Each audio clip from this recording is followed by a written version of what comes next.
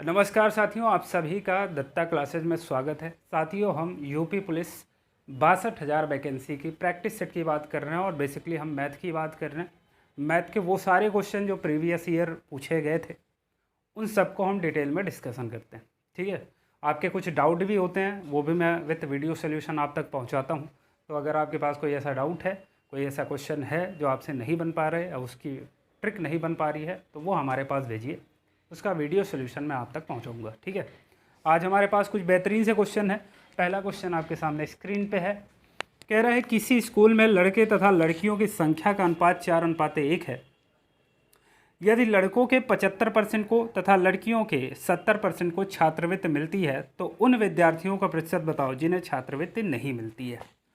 साथियों, ये बहुत बेहतरीन क्वेश्चन है। इसको पहले हम ट्रिक से देखेंगे कैसे हम बहुत जल्दी इसको सॉल्व करेंगे, फिर इसको डिटेल में थोड़ा सा देखेंगे। साथियों, इसमें बॉय और गर्ल का रेशियो दे रखा है, वो दिया हुआ है 4:1। फिर आपसे बोला आगे कि लड़कों के 75% को छात्रवृत्ति मिलती है। हमें प्रतिशत निकालना है उन लोगों का जिनको छात्रवृत्ति नहीं मिलती। तो शुरुआत से ही हमको वो चीज़ें लेके चलनी है जिनको छात्रवृत्ति नहीं मिलती, उन लोगों को लेके चलना है। ये बताओ, 75% लड़कों को अगर छात्रवृत्ति मिल गई, कितनों को नहीं मिले? तो आप कहोगे सर 25% को, मतलब 25% बॉय जो हैं उनको छात्रवृत्ति नहीं मिलती। आगे कह रहा है कि लड़कियों के 70% को छात्रवृत्ति मिलती है। इसका मतलब 30% लड़कियां ऐसी हैं जिनको छात्रवृत्ति नहीं दी गई। ठीक है, अब मुझे एक बात बता दो, यहाँ 25% लड़के हैं जिनको छात्रवृत्ति नहीं मिलती, यहाँ पे 30% लड़कियाँ हैं। मुझे बताओ 25 से 30 कितना ज़्यादा है? तो आप कहोगे सर 5% ज़्यादा है। इस 5 का मल्टीप्लाई करा देना इसके ऊपर के साथ, ये कितना आ जाएगा? 5 ही आएगा। अब मुझे बताओ 4 और 1 कितना होता है? 5। 5 से इसको भाग दोगे, 5 एकम 5, ये आएगा 1। केवल इसमें 1 ऐड कर देना, ये आ जाएगा 26। 26% लोग ऐसे हैं जिनको छात्रवृत्ति नहीं मिलती। आपका ऑप्शन एकदम राइट होगा। अभी इसको डिटेल में करके भी दिखाता हूँ। ये तरीका जो है ये सबसे आसान है और इसे बहुत सारे क्वेश्चन होते हैं, आगे करके दिखाऊंगा अभी मैं। तो पहले इसको डिटेल में देख लेते हैं, नहीं आपको होगा कि सर कैसे। ठीक है, बाकी तरीका आपको यही लगाना है।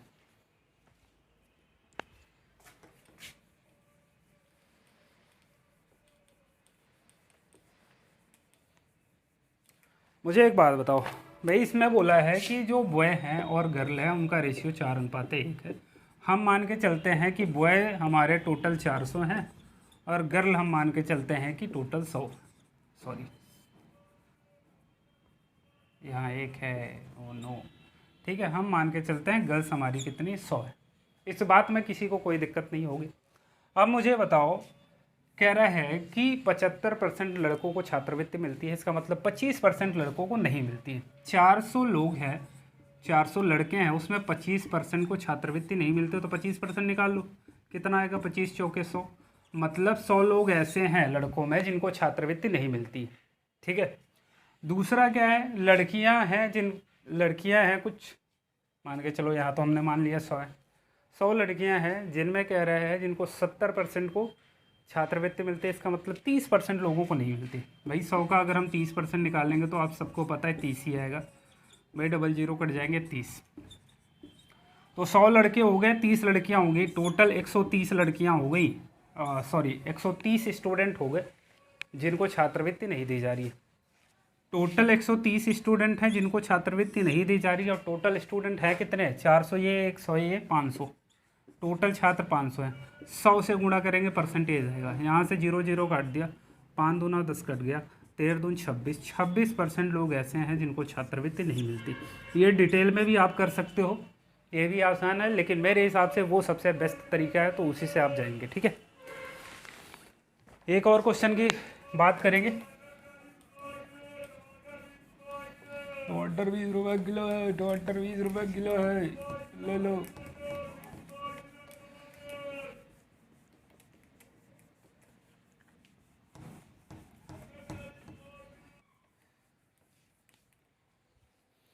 अगला क्वेश्चन साथियों कह रहा है कि दो संख्याओं का अनुपात 5:9 है। प्रत्येक संख्या में 9 जोड़ देने पर उसका अनुपात 16:27 हो जाता है। तो इन संख्याओं में एक संख्या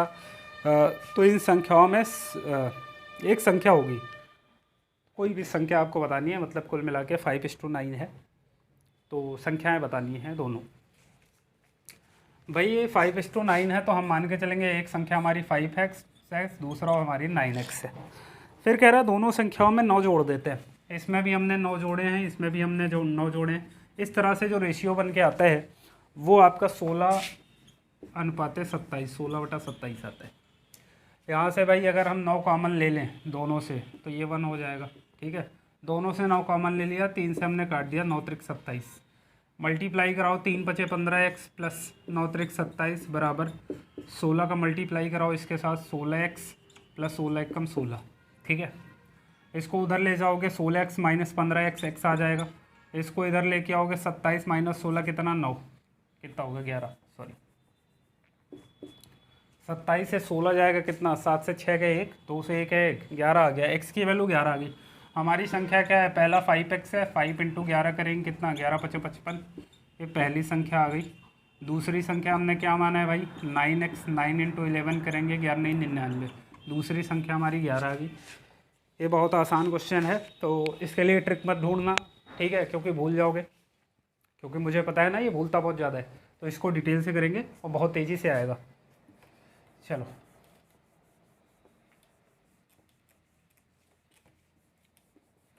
भैया मोरे राखी के बंधन को निभाना। चलो भैया, नेक्स्ट क्वेश्चन आपके सामने है। कह रहा है 11 प्रेक्षणों का औसत 60 है, प्रथम 5 का औसत 58 है तथा अंतिम 5 का औसत 56 है। छठा प्रेक्षण कितना होगा। भाई इसमें कह रहा है कि देखो भैया, हमारे पास टोटल 11 प्रेक्षण हैं। ठीक है, अब 11 प्रेक्षण का जो औसत बनता है वो बनता है 60। 11 प्रेक्षण का औसत कितना बन रहा है, 60 बन रहा है। तो मुझे अगर मैं तुमसे पूछूं कि 11 प्रेक्षण का योग बता दो, तो आप कहोगे सर 11 गुणे इसका औसत कितना है, औसत कितना है 60। तो कितना आ जाएगा, 11 × 6 = 660 आ गया। बहुत बढ़िया। फिर कह रहा है शुरुआत के अगर हम 5 प्रेक्षणों को ले लें तो उसका औसत 58 है। शुरुआत के 5 प्रेक्षण का औसत कितना 58 है, तो इनका योग देख लो कितना आएगा भाई, 5 × 8 = 46 और 5 × 5 = 25, 4 × 29, 290 आ गया।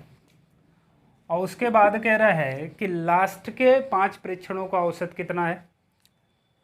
लास्ट के 5 प्रेक्षणों का औसत कितना आपको दे रखा है, वो दे रखा है आपको 56। ठीक है, तो 5 × 6 = 30, 5 × 5 = 25, 25 × 3 = 28, 280। टोटल ऐड कर दो कितना आएगा भाई, 0, 9 8 17, 2 2 4 1 5, 570 आ गया। ठीक है, 570 आ गया आपको।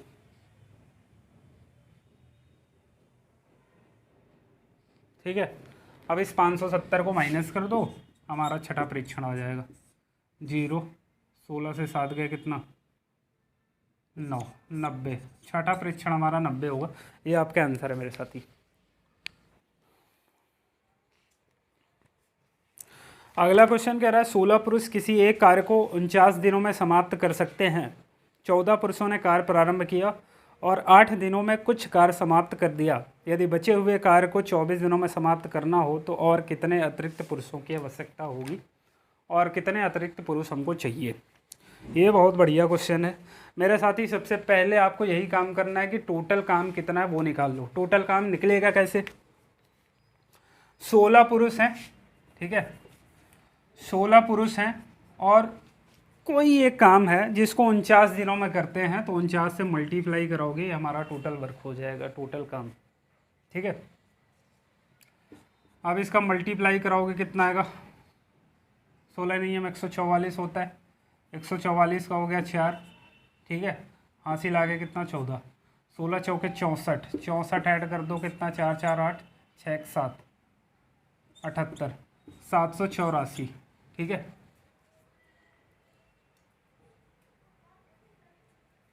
784 हमारे पास टोटल वर्क है। और इसमें कह रहा है कि 14 पुरुषों ने काम प्रारंभ किया और 8 दिन तक काम किया। भाई मुझे बताओ, 14 लोगों ने काम शुरू किया और 8 दिन तक काम किया, तो इतना काम वो कर चुके होंगे। फिर कह रहा है कि इसी काम को अब हमको 24 दिन में करना है, जो बचा हुआ काम। भाई 14 8 कितना हो गया, 112। ठीक है, 112 काम हो गया। चलो ऐसे डिटेल में नहीं करते हैं, इसको आसानी से करते हैं। भाई ये बताओ, 14 8 120, 14 8 112, ठीक है। 112 काम हो गया है। टोटल हमको कितने काम 784 कराने हैं, लेकिन 112 काम हो चुका है। 4 में से 2 गए 2, बचे कितने काम हैं, 8 में से 1 गया कितना 7, 672 काम हमारे पास बचा हुआ है। अब ये 672 काम 24 दिन में हमको कराने हैं, तो भाई 672 को 24 से डिवाइड कर दो, देख लो कितने आदमी आ रहे हैं। डिवाइड करो इसको, 8 से हम काट रहे हैं, 8 तक 24, 8 7 56, 8 अठाई 64, 64 3, 8 चौक 32, 3 से फिर काट दो, 3 दूनी 6, 3 8 24। कुल मिला के इस 672 काम को करने के लिए हमें 28 आदमी की ज़रूरत पड़ेगी। पहले हमारे पास कितने आदमी थे, 14, ठीक है, वो भी ऐड कर लो, 8 4 12, 2 1 3 1 4, 42 आदमी टोटल हमको चाहिए इस काम को करने के लिए, ठीक है। मतलब अतिरिक्त कितने आदमी चाहिए, तो वो हमको कितने चाहिए भाई, 28 आदमी चाहिए अतिरिक्त, ताकि इस काम को हम पूरा कर पाएंगे, ठीक है। चलो एक और क्वेश्चन लेते हैं साथी, कि एक कार्य को 10 दिनों में एक काम को 10 दिनों में और बी 20 दिनों में कर सकता है। यदि वे दोनों मिलकर 5 दिनों तक उस काम को करें तो कार्य का कितना अंश बचा है करने के लिए। भाई कह रहा है एक काम को कितने दिन में कर रहा है, 10 दिनों में, और बी उसी काम को 20 दिनों में कर सकता है। तो सबसे पहले टोटल हमको काम मानना था, ये मैंने पढ़ा है। काम कैसे मानेंगे, 20 और 10 का एलसीएम लेंगे, कितना आ जाएगा, 20 ही आएगा। ए जो है वो 10 दिन में 20 रोटी खाता है, तो एक दिन में कितनी रोटी खाएगा, आप कहोगे सर 2 रोटी खाएगा एक दिन में, तब तो 10 दिन में 20 रोटी खा सकता है, ठीक है। ये जो आया ना पर डे वाला, प्रतिदिन वो 2 काम करेगा, ये इसकी इफिशियंसी है, की क्षमता है। बी 20 दिन में 20 रोटी खाता है, तो एक दिन में 1 रोटी खाता होगा। बी की क्षमता आ गई 1 काम प्रतिदिन, ठीक है, मतलब 1 रोटी प्रतिदिन खा सकता है। अब मुझे बताओ, कह रहा है कि ए एक दिन में 2 रोटी खा सकता है, बी एक दिन में 1 रोटी खा सकता है, दोनों अगर मिल जाएं तो एक दिन में कितना, 2 और 1 3 रोटी खा सकते हैं, 3 यूनिट काम कर सकते हैं। अब ये कह रहा है कि 5 दिनों तक दोनों ने मिलके काम किया है, तो भाई 5 दिन में कितना काम कर लेंगे, 5 3 15, 5 दिन में ए और बी मिलके कितना 15 काम कर चुके हैं। अब बताओ 5 दिन में 15 काम अगर हो चुका है, 20 काम टोटल थे, तो बचा कितना, 5 काम, यही तो हमारा रिमेनिंग काम है, बचा हुआ काम यही है 5 यूनिट, ठीक है।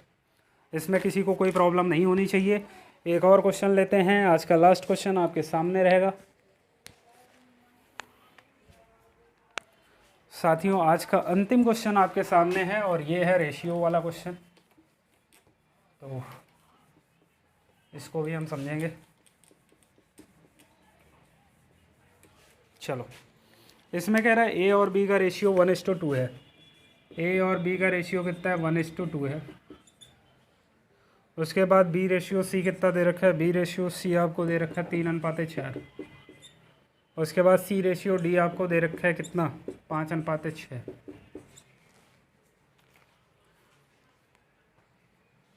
आपको बताना है कि D ratio C ratio B ratio A कितना होगा। तो इसको हम 2 तरीके से कर सकते हैं। पहला तरीका क्या होगा, A ratio B ratio C ratio D, ऐसा लिख लो। ए रेशियो बी कितना है, 1:2। उसके बाद बी रेशियो सी कितना है, बी रेशियो सी हमारा 3:4 है। उसके बाद सी रेशियो डी कितना है, 5:5 6। यहाँ आगे जो भी छूट रहा है, जैसे 2 से छूट रहा है ना, तो आगे कुछ नहीं है तो 2 फिल कर दो। यहाँ 3 से छूट रहा है तो आगे 3 कर लो। यहाँ 4 से छूट रहा है तो आगे 4 कर लो। यहाँ 5 से है तो 5 आगे कर लो, ठीक है। अब इसका मल्टीप्लाई करो, 5 3 15 कम 15 ये हो गया, और 5 3 15 दूना 30 ये हो गया, 5 चौक 20 दूना 40 ये हो गया, और 4 दूना 8 6 48 ये हो गया। कुछ अगर कट रहा है तो काट दो, मेरे हिसाब से कि कुछ भी कट नहीं रहा है। तो ये हमारा A ratio B ratio C ratio D आ गया। लेकिन आपको उल्टा निकालना है तो D ratio C ratio B ratio A हो जाएगा 48 46 30 15, ठीक है। ये हमारा आंसर होगा। पहला तो ये हमारा तरीका रहा।